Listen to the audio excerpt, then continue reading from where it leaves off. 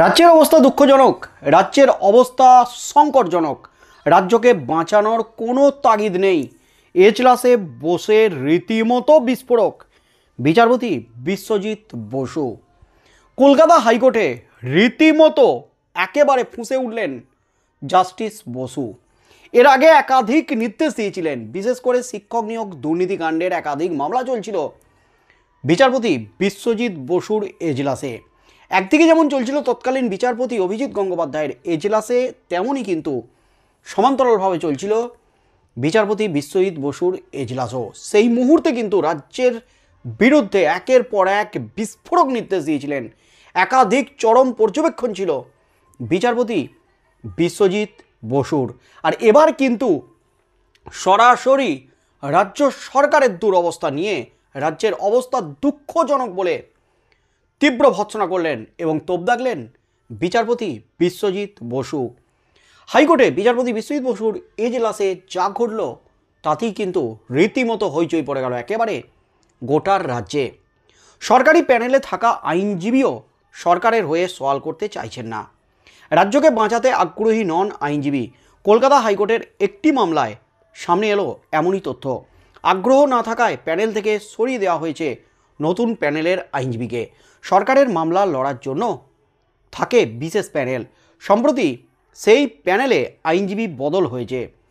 সেই বদলের পরই প্যানেল নিয়ে প্রশ্ন তুললেন কলকাতা হাইকোর্টের বিচারপতি বিশ্বজিৎ বসু।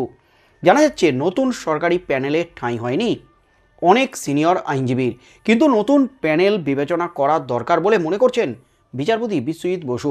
তাই অর্ডার কপি রাজ্যের আইনজীবীকে জানানোর নির্দেশ দিয়েছেন তিনি। প্যানেল দেখে আগেও অনেকে প্রশ্ন তুলেছিলেন, সরকারি আইনজীবীদের প্যানেলে একমাত্র তৃণমূল কংগ্রেস পন্থীরাই কি থাকবেন? এই প্রশ্ন আইনজীবী মহলেও ঘোরাফেরা করে। সরকারি আইনজীবীদের উপস্থিতি নিয়ে মাঝে মধ্যে বিচারপতিরা বিরক্ত হন, এমন উদাহরণ কিন্তু একাধিকবার দেখা গেছে।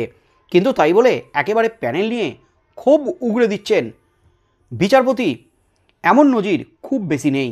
কিন্তু সম্প্রতি বিচারপতি বিশ্বজিৎ বসু তার একটি মামলায় সরকারি প্যানেল নিয়ে প্রশ্ন তুলে মন্ত্রীর কাছে কৈফিয়ত চাইলেন। ঘটনার সূত্রপাত একটি মামলা ঘিরে। একটি ব্যক্তিগত মামলায় মামলাকারীর আইনজীবী অভিযোগ করেন, গত ডিসেম্বর ও জানুয়ারি মাসে শুনানির জন্য ওঠে মামলাটি, কিন্তু রাজ্যের পক্ষের আইনজীবী না থাকায় মামলার শুনানি হয়নি। সম্প্রতি শুনানির আগের দিন আলাদা করে রাজ্যকে জানানো হয় বিষয়টি। পরে খোঁজ নিয়ে মামলাকারীর আইনজীবী জানতে পারেন শহীদুর রহমান নামের এক আইনজীবীকে ওই মামলায় নিযুক্ত করা হয়েছে, কিন্তু তিনি নাকি ওই মামলা করতেই আগ্রহী নন। সে কথা আদালতে নিজেই জানিয়ে দেন আইনজীবী রহমান। একথা শুনেই বিরক্ত হন বিচারপতি বিশ্বজিৎ বসু। তার পর্যবেক্ষণ, রাজ্যের এই অবস্থা দুঃখজনক। বিচারপতি আরও বলেন, একটি নয় অধিকাংশ মামলাতেই সরকারি উকিলরা এজলাসে যেতে চান না রাজ্যের হয়ে লড়াই করতে। রাজ্যকে এই প্যানেল নিয়ে বিবেচনা করতে হবে, নির্দেশের কপি আইনমন্ত্রীর কাছে পাঠাতে হবে। এরপর আইনজীবী শহীদুর রহমানকে মামলা থেকে বাদ দিয়ে দেয় হাইকোর্ট। রীতিমতো বড় ধাক্কা, প্রশ্নের মুখে পড়ে গেল রাজ্য সরকার, রাজ্য সরকারি প্যানেলভুক্ত আইনজীবীরা। এবং যে প্রশ্নটা উঠে গেছে, রাজ্য সরকারের প্যানেলভুক্ত আইনজীবীদের মধ্যে শুধু কি তৃণমূলপন্থী আইনজীবীরাই থাকবেন? কেন অন্য আইনজীবীরা থাকবেন না? সেই প্রশ্নটা যেমন উঠে গেছে, সেই তেমনই কিন্তু এবার ফুঁসে উঠলেন, ক্ষোভ উগড়ে দিলেন বিচারপতি বিশ্বজিৎ বসু। রাজ্যের অবস্থা অত্যন্ত দুঃখজনক।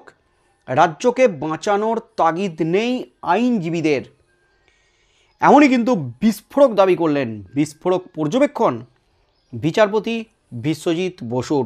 তার সাথে সাথে যে প্যানেল, রাজ্যের যে প্যানেল, আইনজীবীদের যে প্যানেল, সেই প্যানেল নিয়ে প্রশ্ন তুলে দিলেন কেন সেখানে সিনিয়র আইনজীবীরা নাই, এবং তার সাথে সাথে স্পষ্ট নির্দেশ দিলেন এই প্যানেল, এই নির্দেশের কপি রাজ্যের আইনমন্ত্রীর কাছে পাঠাতে হবে। এরপর আইনজীবী শহীদুর রহমানকে মামলা থেকে সরাসরি বাদ দিয়ে দিলেন কলকাতা হাইকোর্টের বিচারপতি বিশ্বজিৎ বসুর। অর্থাৎ হাইকোর্টে কিন্তু এবার সরকারি আইনজীবী নিয়ে প্রশ্ন তুলে দিলেন বিচারপতি বিশ্বজিৎ বসু। রাজ্যকে বাঁচাতে আগ্রহী নয় আইনজীবী। কলকাতা হাইকোর্টের একটি মামলায় সামনে এলো বিস্ফোরক তথ্য। আগ্রহ না থাকায় প্যানেল থেকে সরিয়ে দেওয়া হয়েছে নতুন প্যানেলের আইনজীবীকে। সরকারের মামলা লড়ার জন্য যে প্যানেল থাকে সেই প্যানেলে আইনজীবী বদল হয়েছে এবং সেই বদল নিয়েই কিন্তু প্রশ্ন তুলে দিয়েছেন বিচারপতি বিশ্বজিৎ বসুর।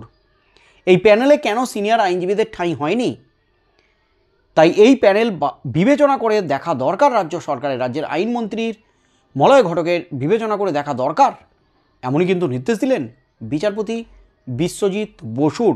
এবং রাজ্যের এই অবস্থা অত্যন্ত দুঃখজনক বলে দাবি করলেন বিচারপতি বিশ্বজিৎ বসু। এই কবছরে রাজ্য সরকারের বিরুদ্ধে একাধিক মামলা হয়েছে কলকাতা হাইকোর্টে, বিভিন্ন রকম মামলা। তার মধ্যে 2022 সাল থেকে শিক্ষক নিয়োগ দুর্নীতিকাণ্ডের মামলায় রীতিমতো তোলপাড়, রীতিমতো চাপে অস্বস্তিতে রাজ্য সরকার। শিক্ষক নিয়োগ দুর্নীতিকাণ্ডের পাশাপাশি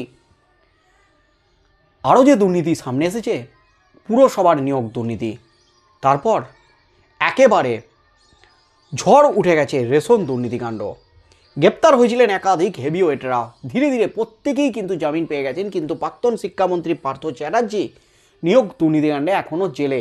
কিন্তু পার্থ চ্যাটার্জি জামিন মিললেও তিনি গুরুতর অসুস্থ অবস্থায় এই মুহূর্তে আইসিইউতে ভর্তি। মাল্টি অর্গান ফেলিওর পার্থ চ্যাটার্জির, এমনই কিন্তু খবর উঠে আসছে। অর্থাৎ এই একাধিক মামলা নিয়ে যখন, মামলার চাপে যখন জর্জরিত রাজ্য সরকার, সুপ্রিম কোর্টেও যখন চলছে রাজ্যের বিরুদ্ধে একাধিক মামলা, ডিএ মামলা, শিক্ষক নিয়োগ দুর্নীতিকাণ্ডের, এসএসসি 26,000 চাকরি বাতিল মামলা, তার সাথে সাথে আরও যে একাধিক মামলা চলছে, ওবিসি সার্টিফিকেট বাতিল মামলা, একাধিক যে মামলা চলছে, এই মামলাগুলিতেও কিন্তু সরকারকে আইনজীবী নিযুক্ত করতে হচ্ছে।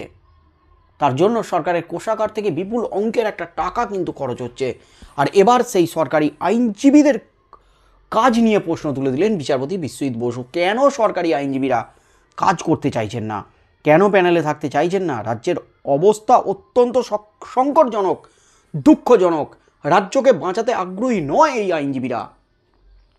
রাজ্যের আইনমন্ত্রীকে সরাসরি এই নোটিশ পাঠানোর নির্দেশ দিয়ে দিলেন বিচারপতি বিশ্বজিৎ বসু। হাইকোর্টে যা ঘটল তাতে কিন্তু রীতিমতো অস্বস্তিতে রাজ্য সরকার।